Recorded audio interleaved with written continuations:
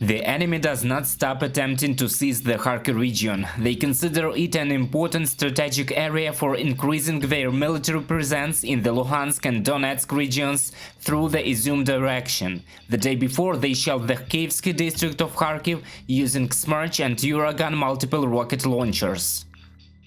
Active combat operations are ongoing in the north and northeast of our region. Indeed, our servicemen are liberating every meter of our territory, sacrificing their own lives. For example, we liberated the village of Tsirkuny a few weeks ago, but now it's dangerous to be there. We advise people not to return yet, because we cannot even begin full-scale demining work.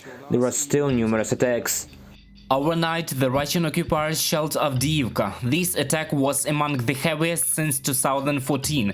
The village of Khimik and the old part of the town were massively shelled.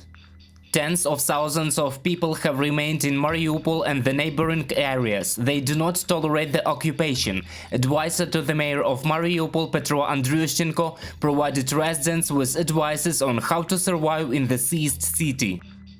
If you are being housed in other people's homes, you should do so. Treat the property of other people with care. After the occupation, they will return, and you will not only have shelter, but you will save the property of those who left Mariupol. The main thing to remember: the occupation is not forever. Soon all of us will return home.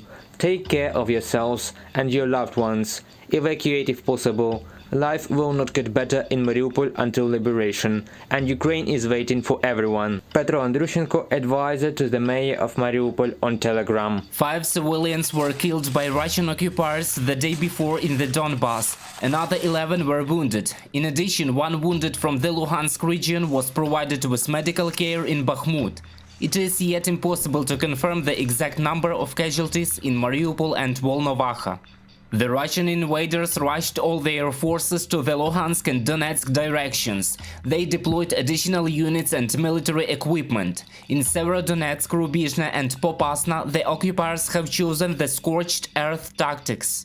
All the equipment has been brought up here. This includes Panzers S-300 and S-400 complexes. They are constantly trying to break through the defense line. The enemy strengthens its positions on the contact line in the Mykolaiv and Kherson regions, attempting to conduct air reconnaissance.